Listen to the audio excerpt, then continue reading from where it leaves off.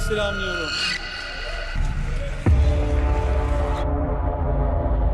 Never got COVID. Jesus loves me the most.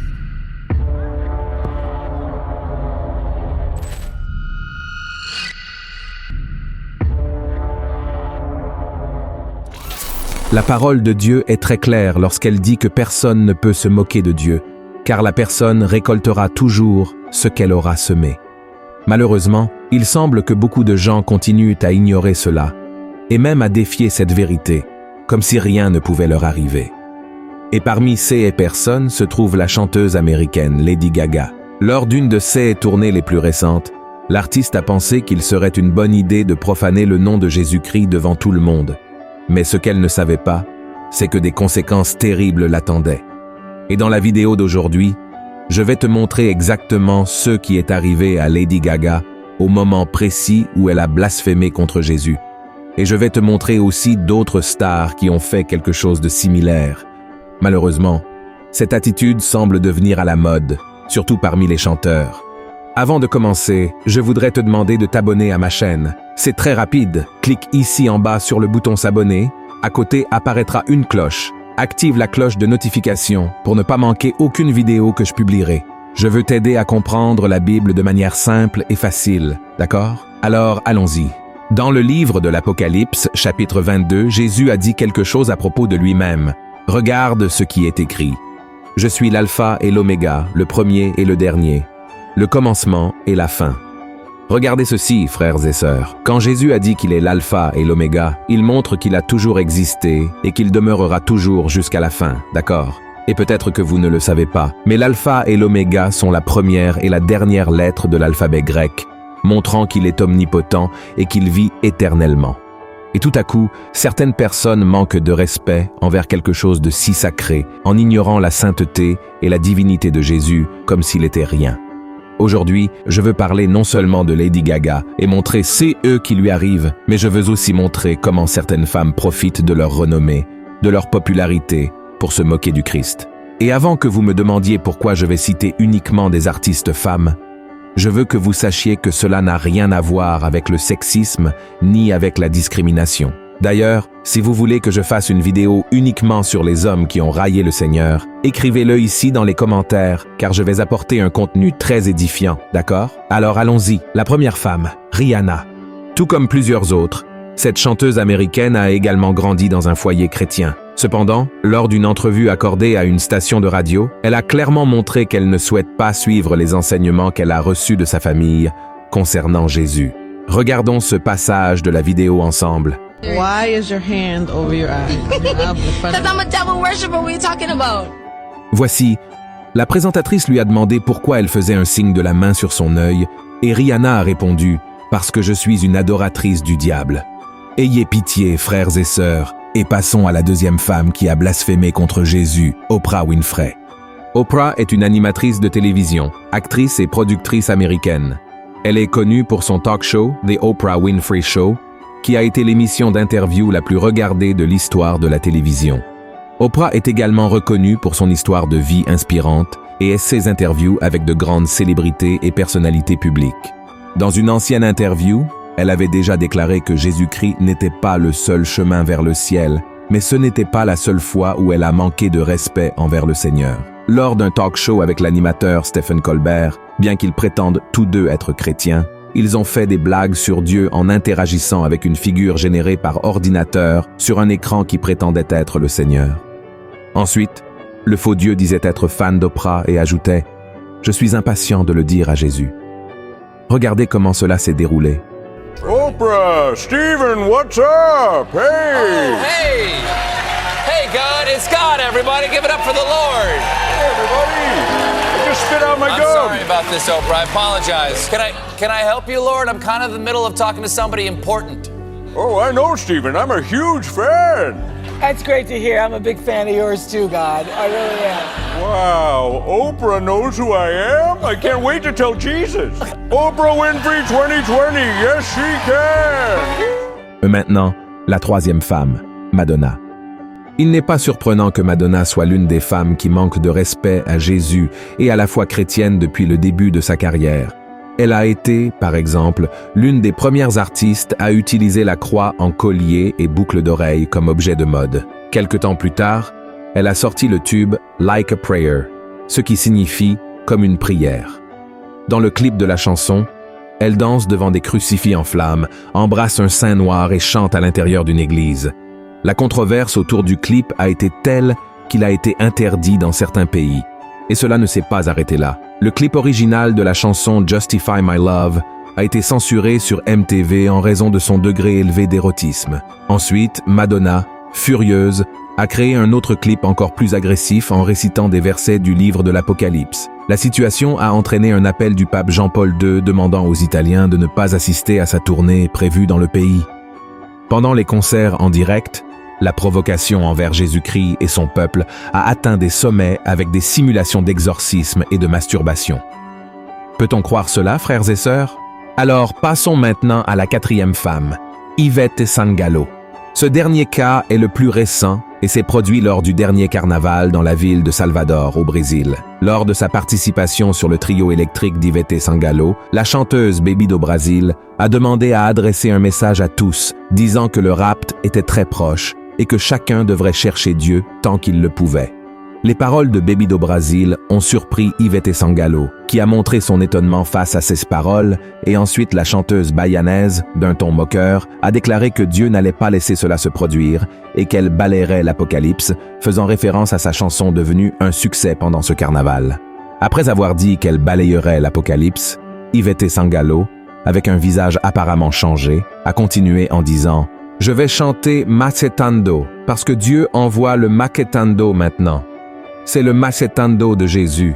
La puissance de Dieu est plus grande que n'importe quel commandement, que n'importe quelle énergie, parce qu'il est la plus grande énergie de toutes. » Et les conséquences de ce manque de respect d'Yvette Sangalo ont peut-être été récoltées 48 heures plus tard au même carnaval.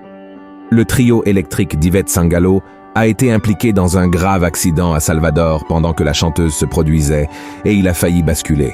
Selon les informations, un tube de dioxyde de carbone du véhicule a explosé, faisant 2 blessés. Et vous pourriez vous demander maintenant, mais pasteur, pourquoi parlez-vous seulement de femmes qui ont ridiculisé Jésus et la foi chrétienne? Les hommes n'ont-ils pas fait de même? Bien sûr, frères et sœurs.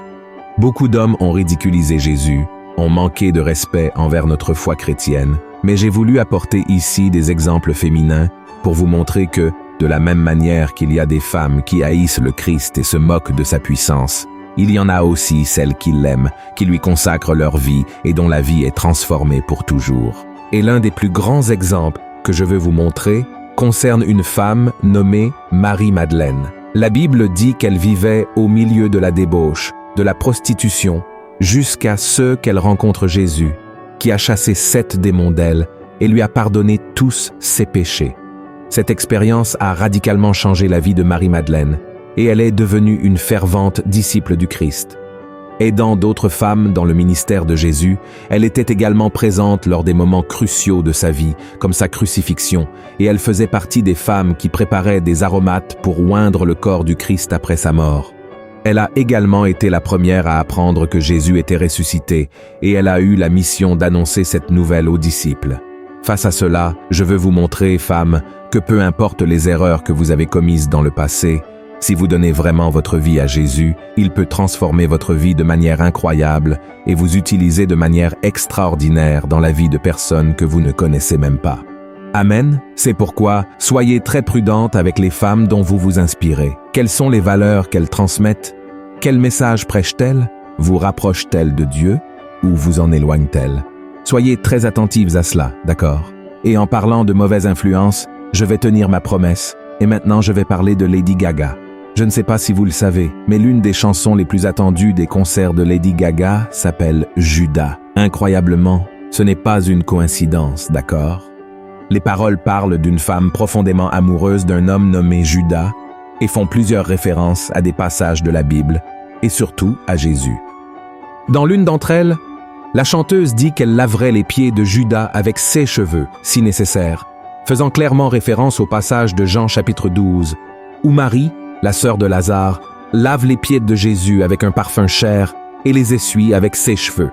Ensuite, dans la chanson, Elle dit qu'elle pardonne les mensonges de Judas et les 3 fois où il l'a trahi, faisant référence aux 3 fois où Pierre nie Jésus et également à la trahison de Judas Iscariote. De plus, Lady Gaga mentionne le Judas de la chanson comme étant un roi sans couronne et elle dit que Judas peut l'embrasser s'il se sent offensé. Et enfin, elle déclare ouvertement que Jésus est sa vertu, mais que Judas est le démon auquel elle s'attache. Regardez ce non-sens, frères et sœurs. J'ai déjà entendu beaucoup de chansons qui parlent mal de Jésus, qui blasphèment, mais aucune n'est aussi vulgaire que celle-ci. Utiliser des extraits de l'Évangile qui exaltent Jésus pour le comparer à Judas et dire qu'elle préfère le traître au Messie n'est pas seulement irrespectueux, agressif, mais c'est aussi un blasphème. Mais d'après ce que nous avons vu, cette chanteuse paie le prix fort pour cela. Jetons un coup d'œil à ce qu'elle a fait, puis nous verrons ce qui lui est arrivé peu de temps après. Voici Lady Gaga lors d'un de ses concerts. Elle commence à chanter Judas et puis, soudainement, quelque chose de très étrange se produit. Oui, c'est ça, elle tombe de la scène. Et maintenant, vous pourriez vous demander, mais ne serait-ce pas une coïncidence, pasteur? Oui, cela pourrait être le cas, mais pourquoi cela lui est-il arrivé à nouveau lors d'un autre spectacle? Remarquez qu'elle est tombée à nouveau. Cela peut sembler être de la malchance, peut-être, de la même manière que beaucoup sont arrivés à cette conclusion lorsque le trio électrique d'Yvette Sangalo a eu cet accident à Salvador. Mais répondez-moi une chose, pourquoi Lady Gaga est-elle tombée une 3e fois lors d'un autre spectacle qu'elle donnait? Serait-ce une trop grande coïncidence? Et pourquoi est-ce toujours dans la même chanson qui s'appelle Judas? Comme je l'ai dit au début de cette vidéo, personne ne peut se moquer de Dieu, car la personne récoltera toujours ce qu'elle aura semé, d'accord? Alors, je remarque que Lady Gaga reçoit plusieurs avertissements, des signes de Dieu pour qu'elle cesse de faire ses moqueries, ses blasphèmes, car sinon, si elle ne se repent pas de ses péchés, elle récoltera une conséquence bien pire, la condamnation éternelle en enfer. Et ce n'est pas moi qui le dis, mais c'est Jésus lui-même, quand il a dit que ceux qui ne croiraient pas en lui seraient condamnés. Donc, mon souhait avec cette vidéo est que vous, qui me regardez, que vous soyez femme ou homme, puissiez chercher sincèrement le Seigneur, vous repentir de vos erreurs et ne pas jouer avec des choses saintes. Jouez avec d'autres choses si vous le souhaitez, mais ne jouez pas avec le nom de Dieu, car le nom du Seigneur ne peut être traité en vain. D'accord? Il y a beaucoup de personnes qui se moquent des choses spirituelles, et ensuite elles ne comprennent pas pourquoi certaines choses tournent mal dans leur vie, mais c'est parce qu'elles laissent des ouvertures à Satan, car quand elles ne veulent pas la protection du Seigneur, le diable entre en action. Et là, frère, nous connaissons la destruction qu'il cause. Le diable ne plaisante pas. De la même manière, Dieu ne plaisante pas non plus. Aujourd'hui, la porte de la grâce est ouverte, et toute personne, qu'elle soit religieuse ou non, qu'elle ait un passé difficile ou un passé meilleur, peu importe, doit se repentir de ses péchés, croire en Jésus comme son Seigneur et Sauveur, car il est le seul qui peut nous sauver. Amen. Jésus a versé son précieux sang, il n'avait aucun péché. Mais là, sur la croix du calvaire, il est mort pour moi et pour vous, pour nous reconnecter avec Dieu, pour nous réconcilier avec le Seigneur. Et je remercie Dieu parce qu'il y a de nombreuses années, j'ai ouvert mon cœur, j'ai renoncé à tout mon passé, à mes préjugés, et je me suis vraiment donné à Jésus, et il a changé ma vie. Et aujourd'hui, je peux avoir l'assurance de la vie éternelle, car cela ne dépend pas de moi, mais de ce qu'il a fait là sur la croix, et que vous puissiez avoir cette certitude aussi, d'accord? Que Dieu vous bénisse, je vous attends dans la prochaine vidéo, et n'oubliez pas, partagez ce message avec le plus grand nombre de personnes sur WhatsApp. Un grand câlin.